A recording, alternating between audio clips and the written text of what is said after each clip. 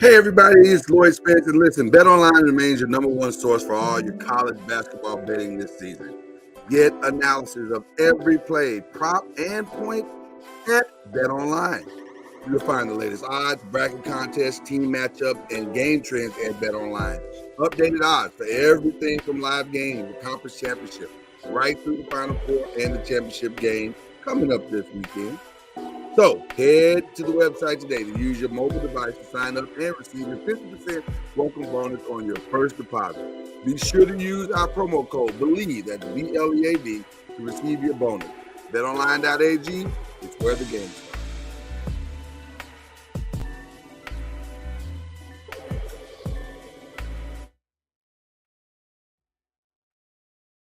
Popcorn World.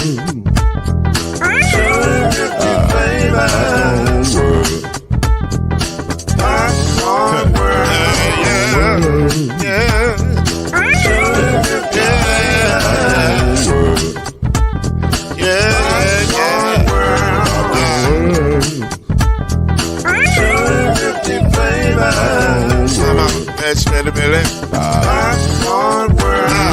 Can I make you groove now? Yes, I can. So you can get this groove in the back of a can. You can make it round the world and the holes in your hand. Popcorn World. 250 flavors gonna make you smile. 250 flavors gonna make you smile. 250 flavors gonna make you smile. I said popcorn make you smile. Ah.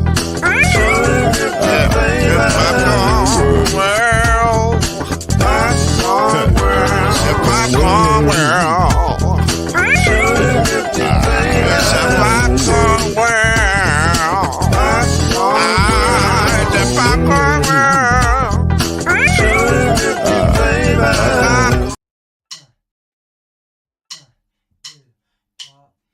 You're now listening to BLEAV in the ACC with Heisman Trophy winner and Florida State legend, Mr.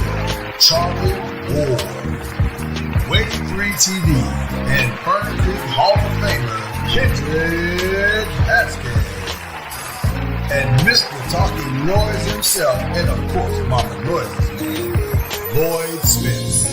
And now, it's time for BLEAV in the ACC.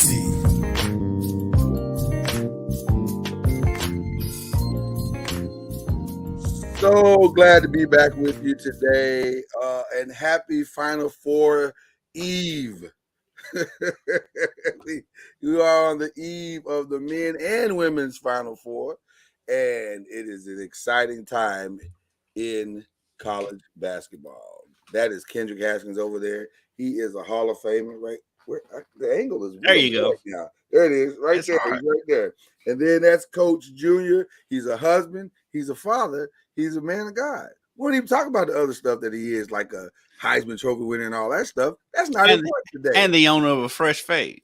Listen, the fade is giving strong '90s vibes, and I'm feeling it. Yeah, feeling it. You look like he has another 300-100 game in it. Do you have another three? Let's explore that for a second. Can you go throw 300 right now? What's going on? Give us 100 yards rushing. What are we doing? Charlie ignoring us. Can Charlie hear us? It feels like he can't hear us. No, it feels like he may have muted us. Either that or something happened in transition, because it's a weird moment happening right now. Because Charlie doesn't ignore us. So he doesn't. Let me see if he can hear it. Yeah. He may have to go out and come back in. Yeah, I'm not even sure he's aware that the show has even started. Yeah, you might have to text him.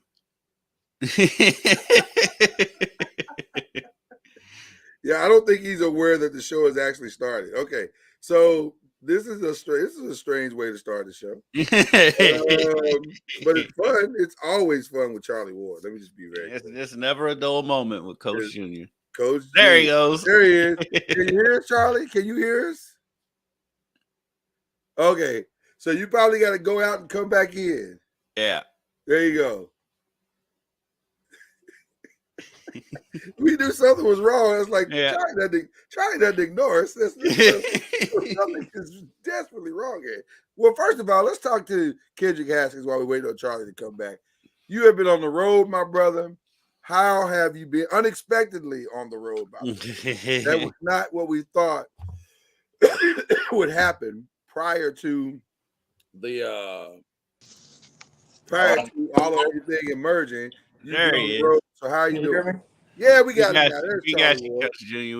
We was complimenting your fresh fade and saying you look like you can go for another 300 pass and 100-yard rushing game. Look like you have another one in you. You look like you got one in you. You got one in you. I must be playing a video game or something. You got another one of those stat games in you, Charlie. It's there if you believe, Charlie. It's there if you believe. Yeah. I don't think Charlie believes. I don't even believe that. Yeah, didn't sound like belief. Yeah, it did not sound like belief. Yeah. Well, listen, I got Kendrick has been on the road. He's back. Very unexpectedly on the road, by the way. I don't think he had planned to be out as long as he was out for a significant Elite Eight run. How was the trip and the experience and everything? Talk to us a little bit. Yeah, Seattle was fantastic. I'm sure Charlie can tell you Seattle's a great town. It's fun. You can just walk everywhere if you want to. Weather was great. We only got rained on once when we were out there. Nice. And it was great. As far as the basketball goes, I mean, for one, I want to give a shout out to a friend of the show, Jeff Walls, because the way he treats us when we go out to the tournament, because the way the NCAA has structured stuff now, like those open practices that used to be open to the fans and we'd all go there and do they only let us shoot for like 10 minutes. And I don't think it's open to the fans anymore, which is that's not, I mean, that's the best day of the tournament is that practice day, especially if you're a fan. You get to go out there and you sit there and you get to watch all the teams practice. You get to see everybody play, but they don't do that anymore. Is that a COVID thing or you don't, or they started doing that a little bit before COVID. Okay. And so, they only give us 10 minutes. 10 minutes, the buzzer goes off, and they kick us out. Wow. Except for one team. Okay. Jeff Walls lets us shoot the whole practice. Awesome.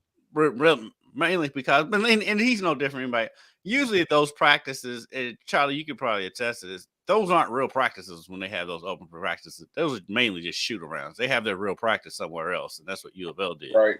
So they let us shoot the whole thing, and like that helps us out so much. I was able to. The funny thing is, it makes me feel old, and I'll call it a humble flex. I'll take this flex. Okay, great. I'll just line it up for you. Hey, I'm very proud of this one though. The radio crew for the women's games, the play-by-play guy Nick Curran and the color analyst Courtney Walton are both former interns of mine. I was gonna say. So I'll take that flex, but they and that was a humble flex. And we'll give that flex. Hey, I'm so proud of them. But absolutely. But I was able to talk to them and get a story in the story of Josie Williams, who is a grad transfer, came in from Utah Valley. She's 6, I think she's 6'5", and she comes in. She averaged a double at Utah Valley. She came here she was, the first time that Jeff Walls reached out to her about coming to Louisville, she ignored the phone call. She's wow.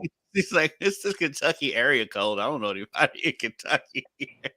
And it was Coach Walls, and he left her a message or whatever. So like, I got that story from them, and then she comes in. She has playing time hasn't really worked out for her because they've gone more up tempo, and she's not, she's 6'5". She's a big statue in the middle, but she can shoot. Yeah. So she came in. She hit a 3 in that Texas game, and it was in the second quarter. It was just like a 3. It was a part of a run, but like they were up by like double figures at that point. So Texas called a timeout. She goes over to the bench, and they are jumping on her like she had just hit a buzzer beater to send them to the Final Four. Hilarious. So I got that story from her, and she was great, and like the U of L players and everything, they were great in the locker room even after the game. And I was talking to Haley, and we was talking about the Iowa game, and she's like, "Hey, look, the game plan was to make the role players beat us, and they made shots, and so they beat us, and that's true." Because I mean listen, that we can. I don't want to take anything from Caitlin's game. I mean, it was an amazing game, and she played great. But if you really look at it, she had a huge first quarter.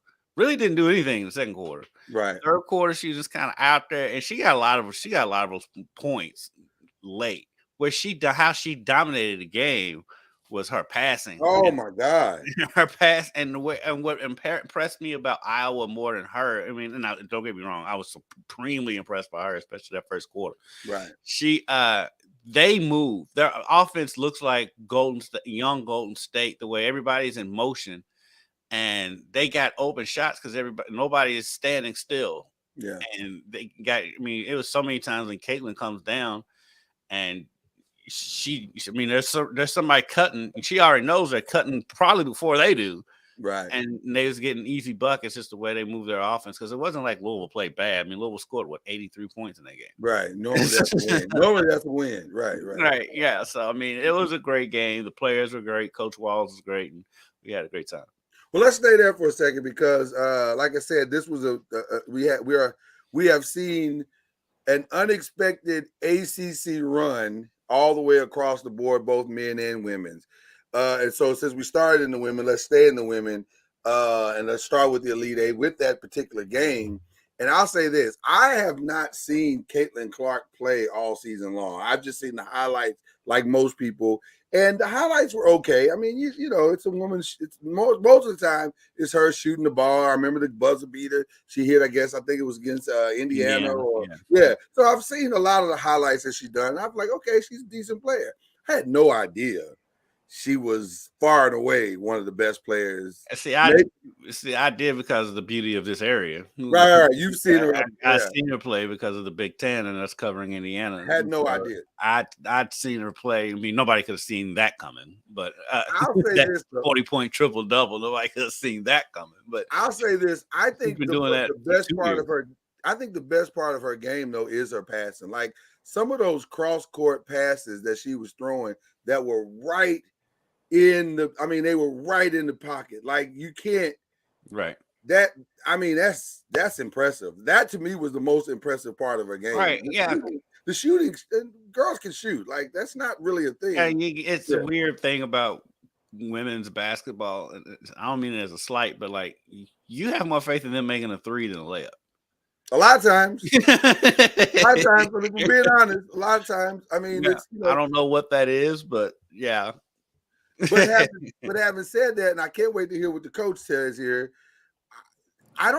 Their team is okay. It's not a great team. She's the definition of a star. She makes her team better. Listen, if ever there was a moment where somebody is literally putting everyone on their back, this is that moment. She lifts that entire team. Like I'm not sure that without her. Huh? Yeah. She gives them so much confidence. Oh, they listen. And she'll share the ball. You know, that's the thing. As much of a star as she is, she shares the ball. Now, I will say this. They can shoot that thing. But she's got a lot of Luka in her. She does. Oh, yeah, no question. As far as somebody breathes on her and she's turning around hollering about a foul. It's like, right. And chill out. Now, I'll say this too also. And then, Charlie, wherever you want to take this Caitlin thing, please feel free. I appreciate how dominant she is, but she covers up a multitude of sins. Because it was so funny. You couldn't hear this, Kendrick, but Charlie, you probably heard it when they were talking about their big center, number 25. I think her name is Sozano. I think is her last name. Sozano, yeah, something like that. She's really good, by the way. She's really good. She's big. She's a big, strong girl. I saw her against Indiana, against Mackenzie Holmes, who's a heck of a player. Yeah, no, she's good. I'm going to say as a post player, she's a strong girl who does her job well. I'm not going to call her good, though. Good would be to me as a You're on a one-game sample, though. I am. Now, maybe she's going to give me something. But the point I was going to make, one of the things they said in the game was 70%. She shot 70% of her shots in the middle of the in the lane, and she only took one dribble the entire tournament. That's not a sign of good. That's a sign of great passing and Great you're big passing enough to be able to and turn around and put the ball in the basket. and you know your role. That's what you do. She knows her role. And I mean, go back and look at Shaq's shot chart. Yeah, but Shaq was a little more. Shaq was a little more skilled than that, though. He was way more skilled than that. Yeah, one you dribble put him under the basket. You think Shaq had many more than one dribble baskets? Oh, he had a lot more than, because I'm a Laker fan. I know he's had a lot more than that. But but she listen, one dribble, that's almost impossible for a post player. That's almost impossible. That's great coach, and to me, that's coaching. Well, okay. Well, let's find out if it is. Coach Julia, what are your thoughts on this particular game, and then we'll go on to some of the other games that we saw as well. Well, I mean, Iowa is, who they are, meaning Caitlin Clark, she dominates the ball, which is what they need for her to do in order for them to be successful. She makes plays for everyone. And, one of the things, guarding her is you're going to give up something. But I'm a big believer that if a team has shooters on the floor,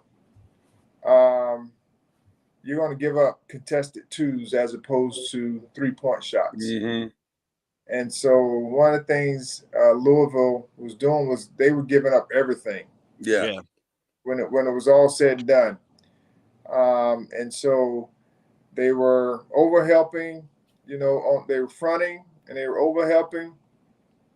And they weren't pressuring the basketball, so she was able to whip passes across court to the shooters, and they weren't able to get out to the shooter before she could make the shot. They were allowing her to get to her strengths, which was going left. She was shooting a step back. Going right, she was going to either drive it all the way or make the pass to somebody else because help was coming. And they just allowed them to shoot the 3-point shot. And yes, they made them, but I've seen them. They've been making them for quite some time. I don't know what their percentage was from the 3-point line, but when you have 3-point shooters all around the floor, you got to make them shoot contested twos. Mm-hmm. And their offense, Iowa's offense, does a good job of creating some of those shots by their spacing and having, the big player in the middle who, you want to keep her down. But I just think if you take them off the 3-point line and allow number 25, Shizano, yeah, that's it. Her to play in the post more, and allow her to make twos, because you got to think, how many twos can she make in order, if you're scoring, like you score 83 points, you're supposed to win that game. At least you should be close. Yeah. And so if you take a team off the 3-point line and that's their strength, and make them shoot contested twos, I don't think if you can score, I don't think you can. The game should be at least close. Yeah. And so, as I said, doing a text, it'd be very interesting to see how South Carolina plays that team, because the other thing that people aren't saying is Caitlin Clark almost had a quadruple double. Yeah, nine turnovers. Yeah, the turnovers were bad. They were real bad. So that's where I think she would get frustrated if she had someone that was closely guarding her the entire time, and they don't allow her to get comfortable, because she can make some shots, contested shots from deep, but she just seems like she could get frustrated if someone guards her closely or she's not getting what she wants from being able to get everyone else involved. And so it'd be interesting. I mean, Louisville, on the other hand, scored 83 points, but defensively, I think is where they lack. Offensively, they were able to get shots. They played the boxing one, a triangle and two. They did all those things, and I just couldn't understand why they weren't able to crack that code. They kept shooting short 2-point shots, which was cool as long as you make them. But I would have, like Morgan Jones, I mean, she kept shooting, which was cool, but they should have worked that triangle a little bit more to get better shots because they were going to be leaving them open. That was the game plan. I mean, you saw it.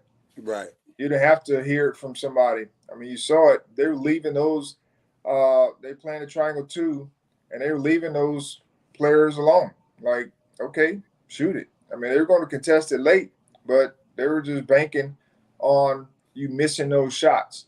Right. And so that's what happened. I mean, they kept shooting early because they were open as opposed to working the ball around to try to drive it one more time on a closeout because they were closing out to them. It was just late. But shot fake and try to drive it and get easier baskets, which they did on occasion. But they weren't able to do it enough to be able to break that cushion because Iowa was scoring at a rapid, and they needed to keep pace by at least scoring during that time. And in competitive games, it's hard to, when you have a cushion, when you get a cushion, it's hard to come back from those. So sometimes. And so I just think the game in general was played at a high level. Both teams were competing at a high level.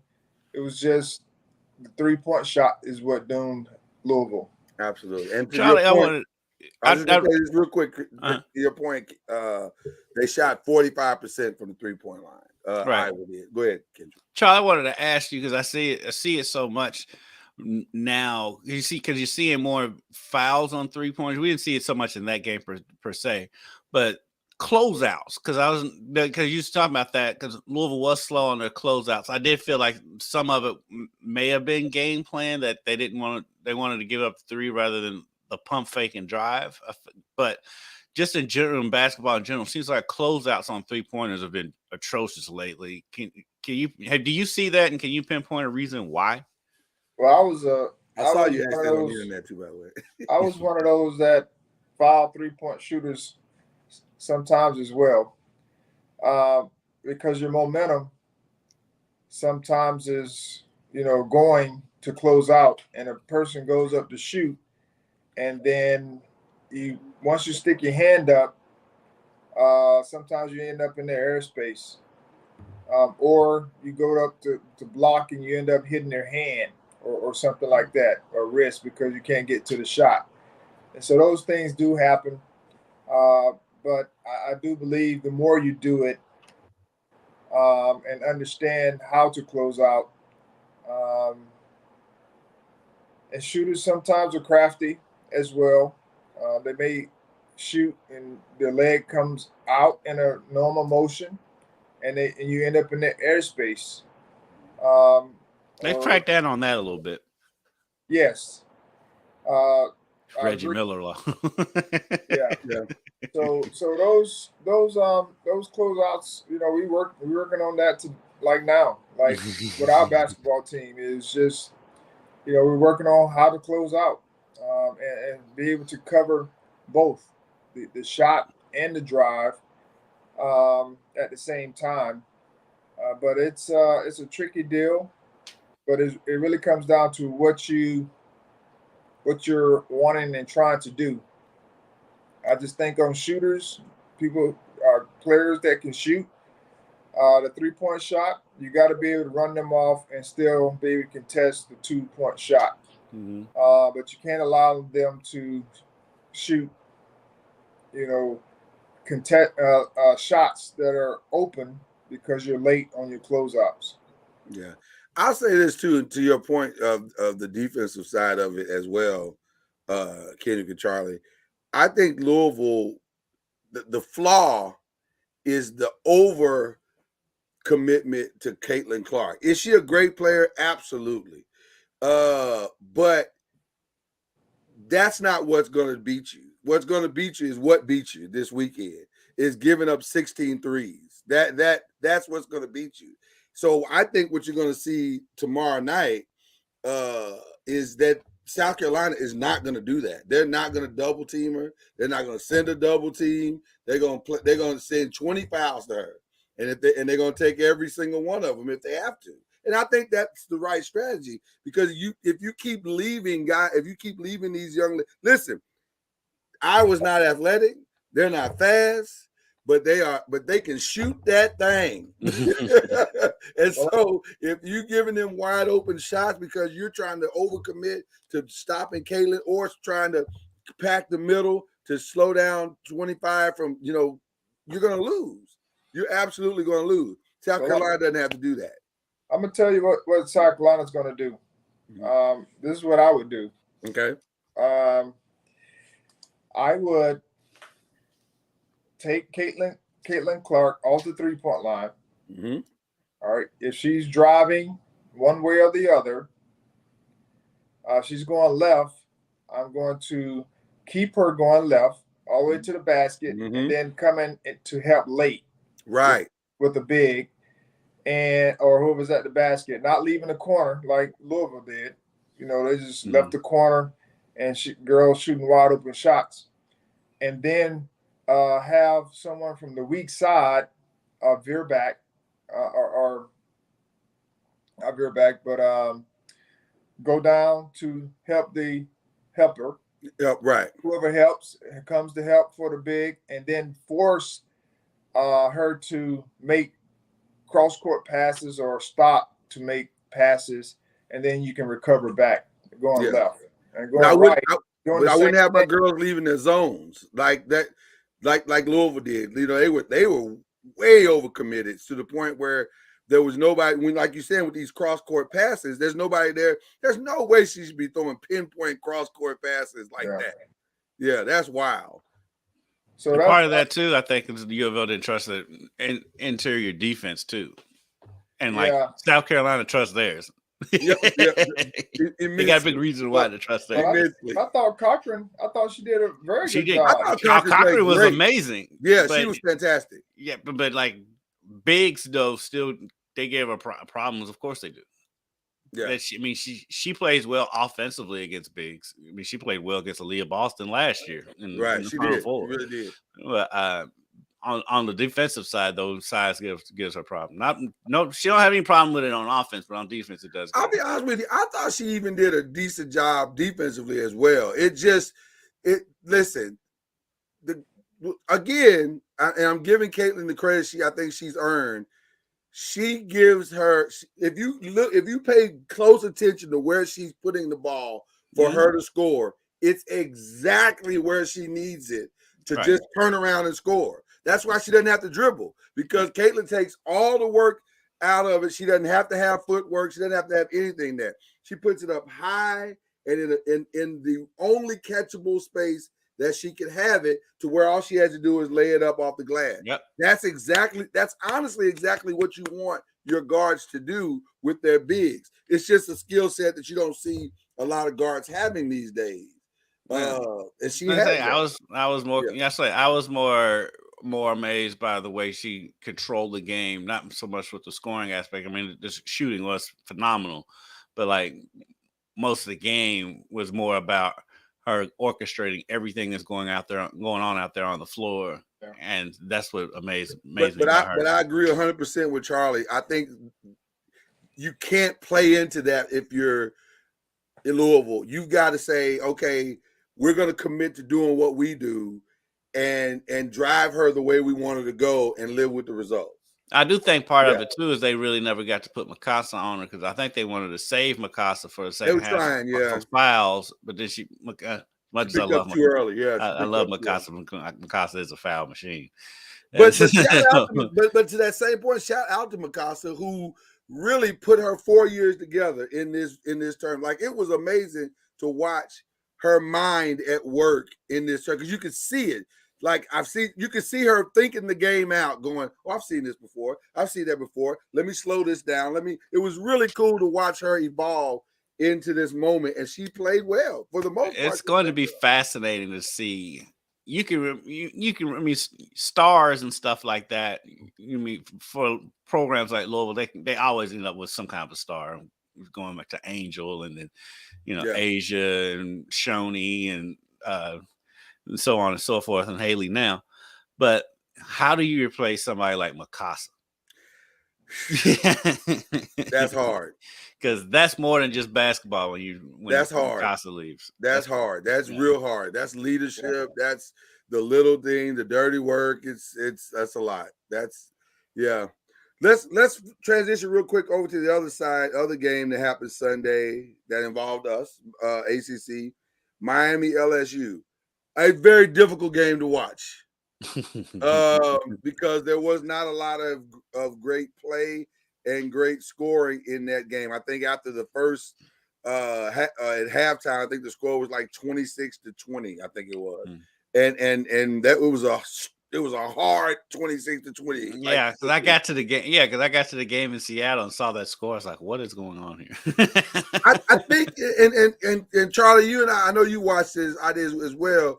I think Miami. And the irony of this is, the game before, I thought Miami did an outstanding job of, when they played Villanova, of getting to their spots, of attacking the basket, of sending that guard, down the lane, they did everything that you're asking, that you want done. And then I don't know if LSU's defense is just that good. Maybe they are, but they couldn't get any of that against LSU. And it was really kind of shocking to see the degrees of difference. But I don't know. What were your thoughts on that one? Yeah, I mean, they couldn't make shots. They couldn't make any shots, right? So I mean, they missed a lot of 3-point shots. I don't know what the percentage was. I think they were like 0 for both teams. At one point were 0 they didn't hit a shot. 0 for 15. They were 0 for 15. 0 for 20 something. And then LSU started to hit a few threes, which gave them, actually, they hit one. They only hit one. Yeah. So it was one of those deals where, you were getting shots, whether they were contested or good shots, and you weren't making them.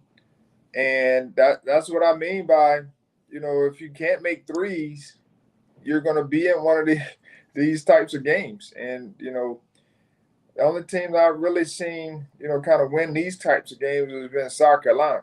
Right. Where they just overwhelm you with their defense.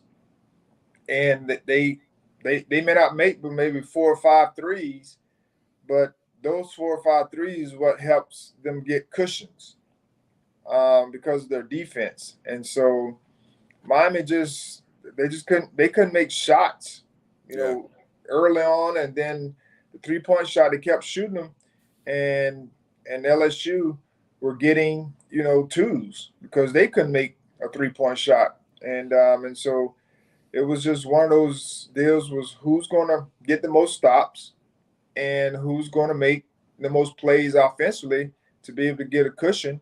And LSU just had, too many ladies who were able to, break the defense down and get easy baskets for their teammates. And I don't know why Miami decided to shoot that many threes, because it's not like they're a great 3-point shooting team. That's not what they do. I don't know. It was a weird game to me, but shout out to LSU. I mean, they did enough to win, and they were able to pull it off. But I got to also give credit to Miami, to Louisville, and also I want to give some love to Notre Dame, because I thought Notre Dame honestly was dead in the water. without Olivia Miles, and ultimately that turned out to be somewhat true. But for them to even get as far as they did, that shows a lot of. You got to give them a lot of credit for what they accomplished. But we expected them to lose. Yeah, no question. In that round, yeah. We felt like they would be able to get to the round that they got to. Yeah. And that they were going to struggle once they got past the first weekend. Yeah. Now let's go to the more positive parts of this tournament. Is that shout out to big momentum, because that's what Virginia Tech rode all the way into the Final Four. And I'm gonna tell you something. Virginia Tech, I'm not sure they can win it, but they are playing some good basketball right now. Their inside-outside game is strong. Georgia, I didn't realize Georgia, is it Amore? I've heard it pronounced Amore, and I've also say Amore. So I've heard both too. Amore. Yeah. I think Amore's right. Okay, so we're gonna go with Amore. I love her game. I love her fearlessness. And I appreciate the way that she personally attacked Ohio State, because that press can be something. Ohio State's press can be daunting, and she was not afraid of it at all. And she did her thing, man. And then Knightley was Knightley. I mean, she's gonna do what she do. But is it Kid? I said Knightley or Kiri? What is it? It's Kitley. Kitley. Kitley. Yeah, Kitley. Yeah. I'm over here like Charles Barkley, jacking up names. Hey, sorry. I mean, shout out to Coach Kenny Brooks. Yeah, man. Yeah, doing his thing. He's holding it down for the brothers. But I enjoyed watching Georgia play. She reminds me a little bit of Mark Price, especially in college. Yeah. And how she comparison. how she gets down,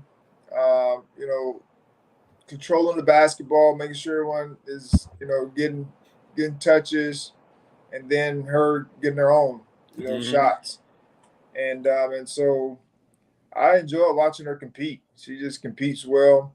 But I mean, they got some other ladies on the team that knocked down some shots early. I mean, it was like they were shooting with confidence early.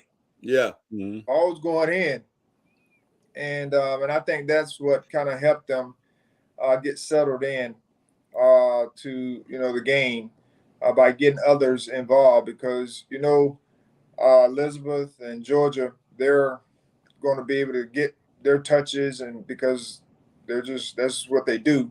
Yeah. But the others, I thought, were the key to their success.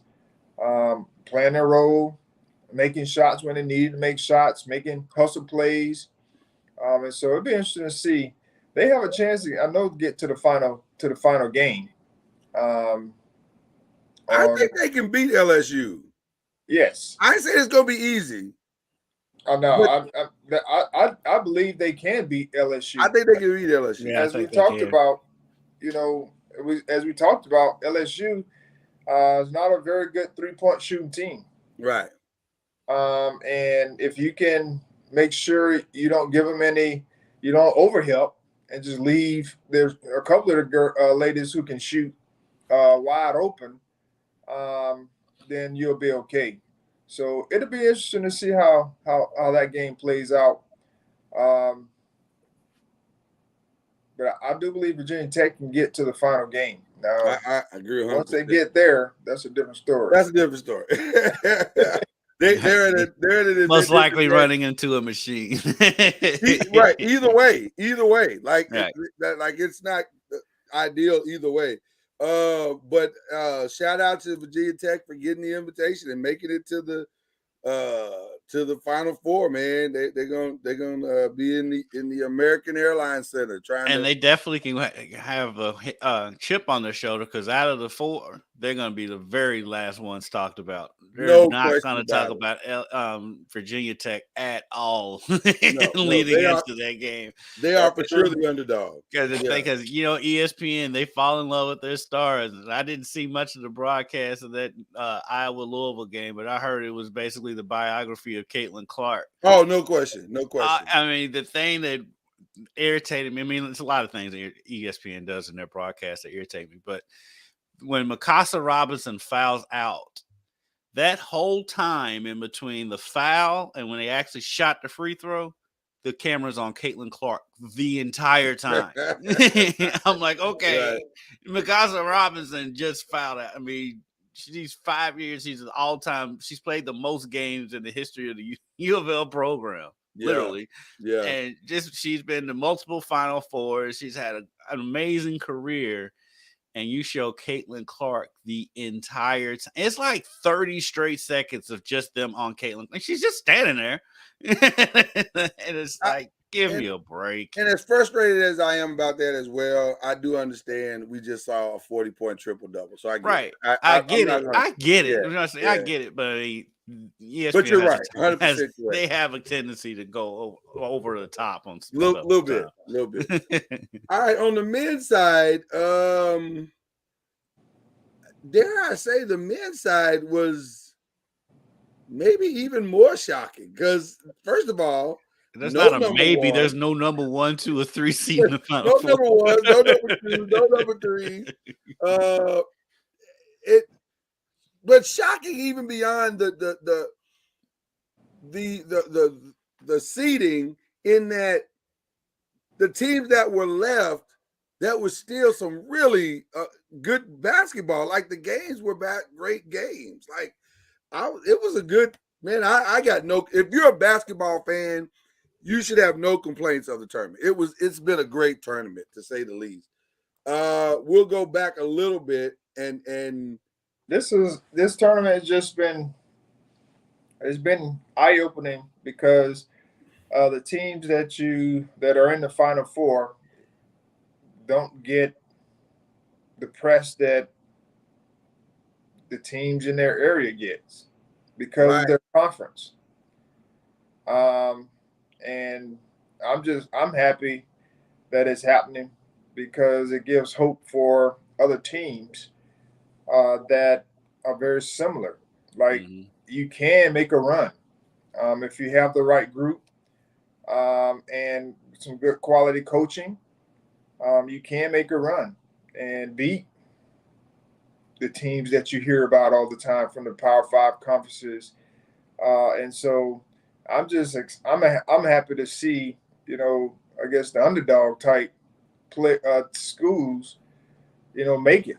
Yeah. Because every year you have a San Diego State, you have a FAU that kind of comes out of nowhere and makes the Final Four. It's just normally you don't have them at the same time, right? Which is what's happening, this year. UConn, they've been on a hiatus for a minute, but they've had some storied history going back to the Jim Calhoun days, and so they're back. Happy for Coach Hurley. He's done a great job, and he has a great team. And so it'd be interesting to see how they figure this thing out at the Final Four, because the Final Four is a little different. The team that settles in first normally can get a cushion, but if both teams are at the same level and playing the same way, but it's been high-level basketball for sure. Yeah. I want to say this in regards to the overall of it all. To me, even going back to last year when we had all blue bloods and now we have none, I think there's a definite formula that has emerged over the last 2 years, and that is talent plus transfer plus experience. I think that's what we're going to see going forward. I think that's the mix that if you're going to make a run, that's the mix that it may be you have to make that run. Because that's what you're seeing out of all four teams. They all got those elements and they played a huge part. And also to that same point, that's the reason why the guys that didn't make it because they were missing one of those elements. Alabama, as talented as they are, they didn't have enough, I think, of the experience side to be able to fight through the when it doesn't work part of every inevitable NCAA game. There's going to be a moment in that game where all that you do doesn't work quite the way you think it's supposed to work. And that team that you're playing is going to go on a run. Well, how do you respond to that? And so they didn't have that. Houston didn't have that. Arkansas didn't have that. You can go on down the line. Kansas, surprisingly, I was shocked that Kansas didn't have that. Kansas did have that. I was going to say Kansas should have had that. I'm not sure what happened with the Kansas game. But I'm saying that formula of those three things, I think, is what you're going to see level the playing field and make it a little easier, not easier, but palatable for this to happen more often. So maybe we're going to start seeing that parity all of a sudden that we've never seen before in college basketball. I'm glad we got more and more parity, and especially on the women's side. Getting back to them real quick. I mean, yeah, to see the Final Four that we got on the women's side is great because there's starting to form some parity. It's not just one or two teams anymore, but it's great for the sport.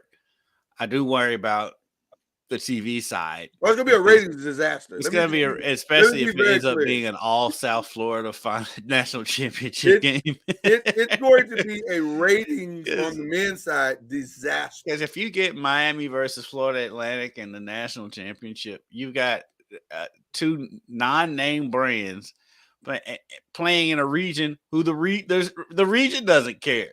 Right. So, let's be very clear. The hope for this tournament is UConn versus San Diego State, because at least you've got a reasonable brand on one side and California. That's the hope. That's the TV hope. The TV hope is just UConn, period. Right, UConn for the TV. After that, the other three you can just throw in a bag, but they definitely want UConn in that championship game. They want UConn in that championship because at least it's a name that's recognizable. But having said that, let me just say this. Yeah, the three teams that you all are talking about, the ratings and all of that. Them people can care less. They don't care. They don't care. I know they don't care. They shouldn't care. I'm just talking about CBS. Because I know if I was coaching one of those teams, I could care less if somebody watched. Right. Because I'm in the mix of winning a national championship. Yeah. Where it was all, you went through the gauntlet, whatever the gauntlet was, playing games in a tournament, and you got to this point. Whether somebody's watching or not, that is the last thing. Oh no, I'm not saying they shouldn't care one way or the other. I'm just talking about from the TV side. Speaking of the drama of the TV, I have to go back to Sunday just for a minute, because the Creighton San Diego State game got interrupted. A great game, I thought. By the way, I thought it was a really fun game. And it got interrupted by a very controversial ending. Not controversial in the sense that the foul that was called was wrong. I don't think it was the wrong call. But I'll just say this, and then I'll get out of the way and let the two of you give your opinion on it as well. I think as a player, we gauge ourselves based on what the referees are allowing. And so if you're allowing a certain thing throughout a game, then that's how defensively we're going to play that game. So if you're saying you're allowing some contact, you're allowing us to be a little more aggressive, you're allowing us to be a little more physical, cool. That's how we'll play. We'll play to that. And if you're and you know, we're not gonna just blatantly foul, but we're gonna, you know, take some risks, maybe walk right up to the line, try the line a little bit. You know, that's what you're gonna do. So the call that my only problem with the call at the end was that the whole game wasn't called that way. So to make that call at the end when you haven't made that, you could go back through the other 39 minutes and 45 seconds and say, there's plenty of times you could have called that. And you didn't. So that was my only frustration with it. But was it the right call? Yeah. I mean, it's a foul. So, but I just had a problem with the inconsistency. That was my only issue. So, Kendrick, Charlie. Charlie, I'll let you because honestly, I didn't see that much of that game. Okay. But you saw that play though. Yeah. I saw it was a play, so I thought it was a foul. Right. There are two sides to it. People say the referee get out of the way. Don't decide the game. That's all. And you know, then there's a side where the guy touched the shooter. And not saying that affected a shot, but if you've been in that moment, any kind of push or nudge from your hip can definitely affect a shot. No question. If you don't expect it. And so people's also saying that the timing, like the last play of the game, you don't make that call, which I can understand and totally get. But as a referee, you're just like a player. I mean, you see something, and you either sometimes they turn a blind eye, which I don't like. You know, if it's a foul, call it. Yeah. But don't turn your eye and say, "Oh no, it's a foul," because it's not a foul because it's the last play or it's late in the game and it can determine the game. Well, I just think if you call a foul, call the foul because it's there.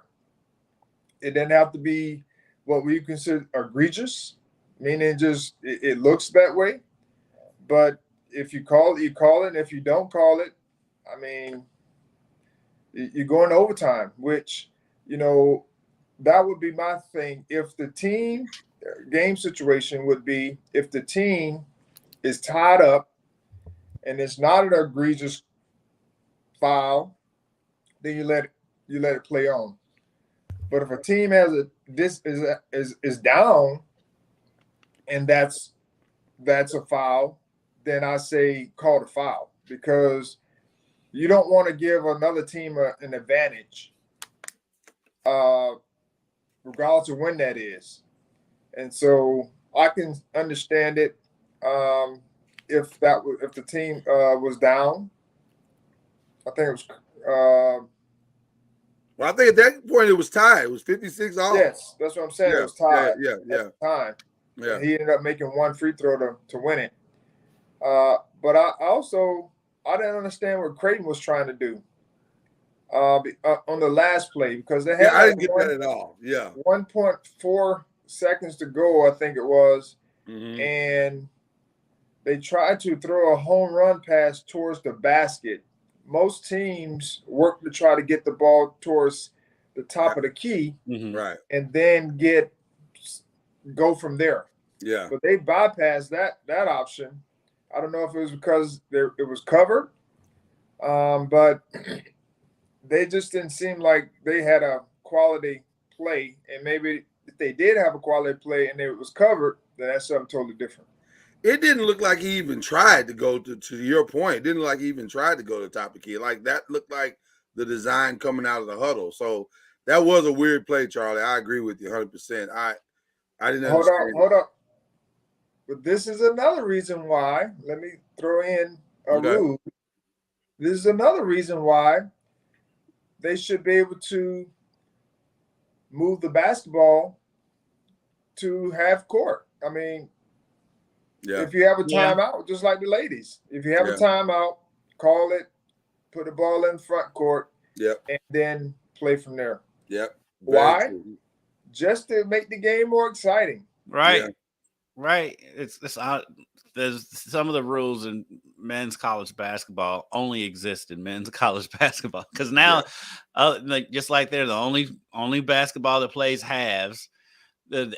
Outside of high school, they're the only level of basketball, upper level of basketball that doesn't advance the ball to half court on a timeout at the end of the game. So I mean, it's so Stone Age with a lot of their rules. Nothing like being antiquated. Right. I mean, simple stuff. I mean, I get the going to the quarters is a much bigger thing outside of basketball. It makes all the sense in the world in basketball, but outside of basketball, it's a bigger thing as far as advertising dollars. I get that. But moving the ball to half court is not that's some earth-shattering rule. I don't understand the quarters in advertising either because the NBA does it. The NBA also plays 12-minute quarters. They play in 10, and the games are shorter. I mean, look how women's games usually go about an hour and a half, maybe 2 hours. The men's game goes 2.5 hours. That's all advertising. Yeah, that's why they haven't figured out a way to monetize the TV timeout. Right. And you can do that through quarters. But the difference is, though, Charlie, is like because where the difference is in the fouls, because the fouls they reset them every quarter, and that's what you should do. Right. That's what you should. Basketball wise, it makes all the sense in the world, but you're not getting as many timeouts in the women's game as to being in quarters as you are in men. That's 2 extra minutes or that they have in the NBA that they would not have in college is the money. It's the money. That's because that's 4 minutes of essentially that's 8 minutes of advertising, right? Right. If my math is correct. No, 8 minutes extra. Right. It's 8 minutes of advertising that they don't have.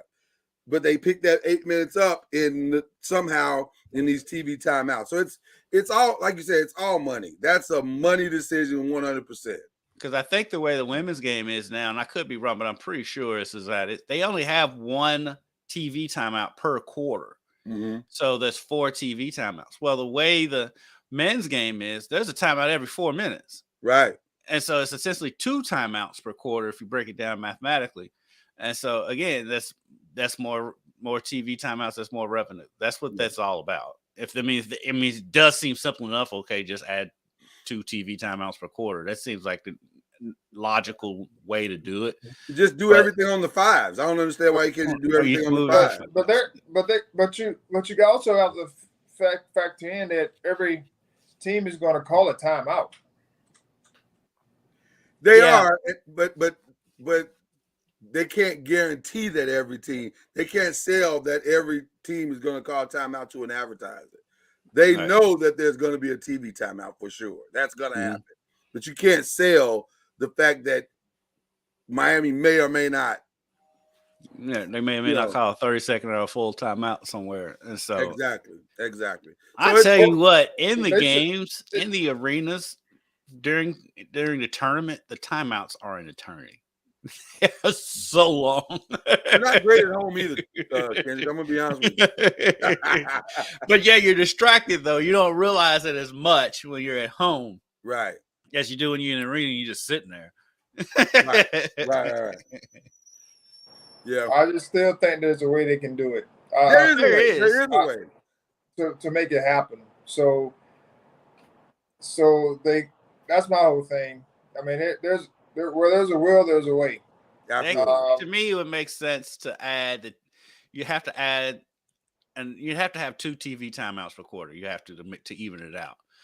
How do you see? That's where you run into. It's like you're gonna have 2 TV timeouts in a 10-minute span. So I mean, I guess you do it. But if it's about I guess you do it on the. I don't know. I guess you do it on the threes. It's 7 minutes and 4 minutes. You can do it on the threes. I mean, that's weird, but whatever. I'm all for the quarter. I think they should be playing quarters. Because I say the women's games goes by so fast. It's so much better to me. Well, everything's on the quarters. Everything. You high school, middle school, every rec level league. of basketball. I mean, everything's on every the level of basketball is quarters. Except it's just men's college. It's so weird. But that's what it is. All right, so let's talk about the weekend. What's going to happen this weekend, gentlemen? Is the ACC going to claim 2 titles this weekend, or well, I don't. Let's just go back to something we had talked about off, I think, the air. okay. For the men's, I mean, we're talking about everybody wants to get to the SEC because it means more and all that kind of carrying on. That when have they had a team in the championship, Final Four? When's the last time they had a team in Final Four? That is a great question. I want to say it was Auburn when Auburn got there. I think it was. That was 2020. That was 3 years ago. Yeah, I think it was. I think that was 2020. Yeah. And then prior to that, I don't know. It's been a while. Prior to that, it would have been when Kentucky was going on their runs. I was going to say, it's either Kentucky or Auburn. I know Auburn. Auburn has been since Kentucky. So I'm pretty sure that Auburn's the last. Yeah, like we said earlier, prior to the show, the demise or the decline of the ACC is greatly exaggerated. Because we in there, we all up in there, all up and through there, as they say. So now, having said that, Charlie, who are you picking this weekend? Who are you picking on the men's side and the women's side?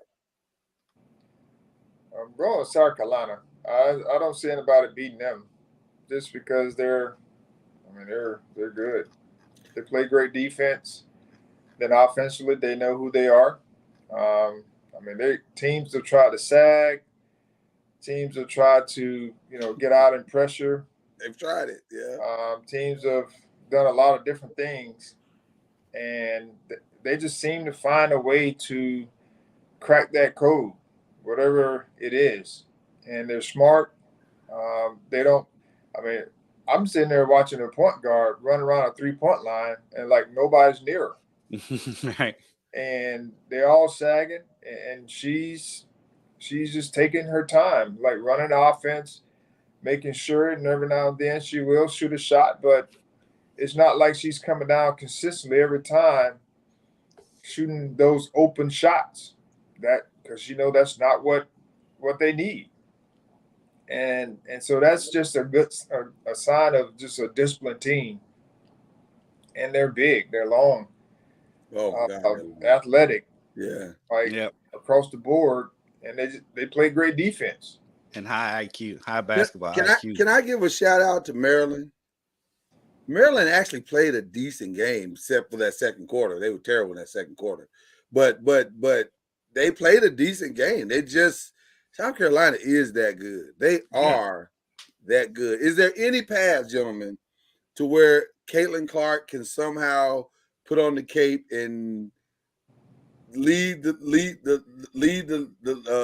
Justice League of Iowa to some kind of? It's possible. If her teammates are making shots, 40 and 20 assists. Like something like that, maybe. That's not gonna happen. But if our teammates are making shots, crazier things have happened. More likely to beat South Carolina, Iowa, or Virginia Tech? Probably Iowa, I would imagine. By the way, I looked it up. Auburn is the last SEC team to make the Final Four. That was in 19. Oh, it was in 19. Okay. What surprised me, though, I forgot about it. In 2017, South Carolina made it. Oh, that's right. They sure did. And they sure did. They were an underdog, like a 5 seed or something like that. Or and then before that, Kentucky 15, right, and 14, and 12. So on the women's side, it's South Carolina's to lose. On the men's side, which is far more difficult to predict, who you guys got coming in to the Final Four?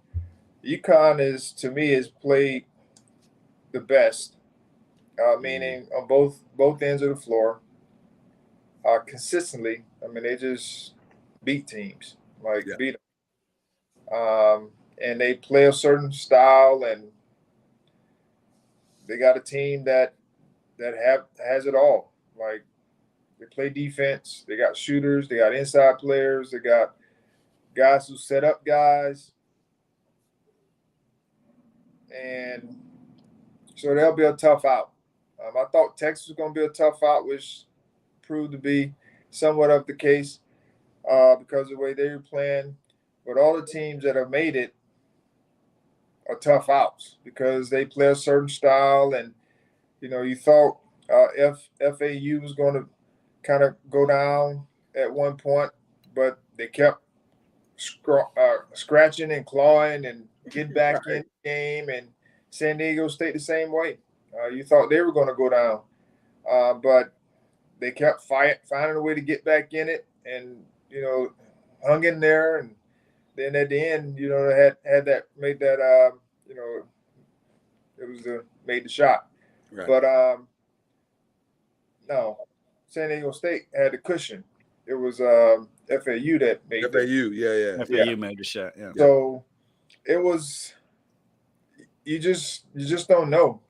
That's why I said the name brands may not be there, but the quality of play has been very good from these teams. It has been. And it's, to me, it's hard to pick. I mean, I think you'd have to favor UConn just because of the way they're beating teams to get there. But, I mean, you look at Miami, the way they're playing. I mean, they're another one. They got inside, outside. Long's been there like 11 years. I mean, San Diego State, they got a bunch of grown men, too. That is a football. Shout out to their strength and conditioning. There's some mortgages being paid in this tournament. It's working. But, like, I really like the way Miami's playing, though. I really do, too. Long and then baby food and all that. I mean, to me, that's what the big man's called himself. Jordan Miller? No, the kid from Nicaragua. What's his name? Hold on. Baby food. I never heard that. The big kid that got hurt against Duke.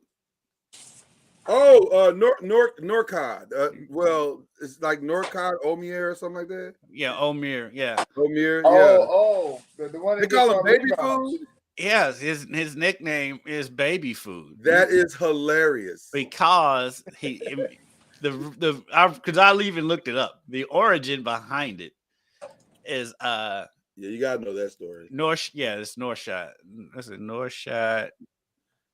It's like Omier or Omier. No shot Omier. Yeah. So the origin behind it is he was calling for the ball.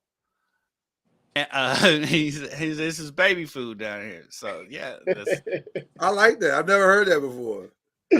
Yeah, you know me. I listen to Levitard every day. I think I like that better than barbecue chicken. And here you go. This is why fans chant baby food. When I say baby food, I have someone soft on me, and it's going to be easy to get a bucket down there. I like that. I really like that. I'm like, that's so great. I don't know why they don't refer to him as that during the game. I like that. Because I like that way more than Levitard all the time. I like that way more than barbecue chicken. Oh, baby food down here. This is gonna be easy. This is baby food. I don't know why they don't refer to him as baby food on the broadcast. Because when I listen to Levitard, that's the only way they refer to him. That's fantastic. Well, that's he's a key component to their team. He's like the glue. Yeah. I mean, you can make a legitimate case for him to, even though Wong won the ACC Player of the Year, that baby food's the player on that MVP of that team. Yeah, because when he went out, I mean, they hung in there with Duke. I mean, but he was the big difference in that game when he went out. Well, I tell you what, they're gonna need him because that kid from UConn, Solongo, he is a terror inside. My God, he's a grown man. They got two guys though. They do. They got the other freshman. Yeah, they got some muscle down there. He reminds me. He reminds me a lot of Oscar. I was thinking that. But he's better footwork. better footwork and a better defender. Yeah, much better footwork. I don't listen. I honestly don't know what's gonna happen. This is one of those times where I get to go and watch it and just enjoy it for what it is. But I am very curious if I'm being completely transparent here. I'm very curious to see what the strength of San Diego State versus the discipline of UConn looks like. Because UConn, to me, is by far the most disciplined team. They're going to do what they do, and you got to just try to figure out how to stop it. They're not going to beat themselves. But boy, that grown man strength of San Diego State makes me curious because they are men out there. Yeah. And it's going to be interesting to see. I think this is where FAU gets their parting gifts. I think. But I think so. No disrespect. No disrespect to them. Listen. And shout out to Dusty. I love that they have a head coach named Dusty. There you go. No disrespect to them, but I think this is where it all comes to an end for them. So we'll see. But boy, this should be a fun weekend. With I think the must-see semifinal game being tomorrow night at 9:00 with South Carolina. I don't understand how they ended up on the same side of the bracket because clearly, I guess they're saying LSU is the bigger brand and Kim Mulkey is the bigger brand. Yeah, so, they want the South Carolina LSU. Yeah, so they want that South Carolina LSU. But I think South Carolina Iowa is going to be the most watched. Well, I don't think they were really when they college basketball of all time. When they made the brackets, I don't think they was anticipating Iowa being there because Stanford was the number 1 seed. That's a great point. That's a great point. They made it didn't anticipate one girl could lead them all the way. So here we are. Should be a fantastic weekend, guys, of basketball. Your shout outs. Who we shouting out this Coach week? Junior. I'm gonna go with the head coaches for the ACC teams, Coach Kenny Brooks and Coach Larinaga, and their teams for getting them to the Final Four and giving them a chance to win the national championship. Those are 2 guys I want to shout out. How's your wife been during this tournament run? Because her alma mater is killing it right now. Yeah. Miami, the U is back, baby. The U is back. She's been flaunting her here for sure. Shout out to the lovely Mrs. Ward. She's traveling today with her UM gear to Minnesota. I have a coworker. She's a graduate from the U. I took off yesterday, so I took off Tuesday. I come into work yesterday, and there's a big U on my computer. Hilarious. Oh my goodness. That's awesome. That is so awesome. All right, kid, who you shouting out, brother? I basically made my shout out earlier in the show. This shout out to University of Louisville women's basketball program, how gracious they was to us, how they treat us every time we travel with them on the road. They give us more access than the NCAA wants to give us. And then shout out to the end of an outstanding career, Mikasa Robinson. She was friend of the pod. Yes, she was. I'll work on trying to get her on here again. Yeah, we'd love to have her on. She's just the epitome of what you want in a basketball player. She's as skilled as they come. She actually lets her offense take a backseat to let other players get their shine, and whatever you need in a player, she's out there doing. And she's also very graceful and extremely mature and just an all around just wonderful person. So shout out to Mikasa. Shout out to her. Awesome. And now I want to give you guys a shout out as well. You guys we've all been very, very, very involved these last few weeks with various different things that we've been doing behind the scenes. But thanks for staying connected on our group chat and just weathering through it all. And we're getting back to some relative level of normalcy, I guess, whatever that looks like in these days. So that's shout out to the 2 of you. And then shout out again to the ACC, who despite overwhelming odds in both men and women's tournament, somehow managed to make it to the Final Four. That's pretty impressive. I don't know if anybody saw that coming prior to this, but here we are. And all you want is a shot to hear the song, right? Right. To be able to hear the one shining moment. So both the ACC has that shot. So there it is. The only Power 5 to do both. So there you go. We're still in there. So there it is. All right, ladies and gentlemen, that's our show. We're done. We appreciate you guys very much for tuning in. And shout out to the Rewatch gang and coming in and taking a look at it. And we appreciate you. We'll be back to tell you who won, but you'll probably know by the time we get back. I hope they know. If they don't know about Thursday, if they don't know about Thursday, something's wrong with your life. It's not our life. It's your life. Something's wrong with your life. But we'll be back to talk about it all next Thursday. That's Kendrick Haskins. That's Charlie Ward. I'm Lloyd Spence. We'll see you later. You've been listening to Believe in the ACC with Charlie Ward, Lloyd Spence, and Kendrick Haskins. Please like, follow, subscribe, and share from the Noisemakers page on Facebook and on YouTube. And you can also listen to us on Spotify, Apple Music, iTunes, and wherever podcasts can be heard. And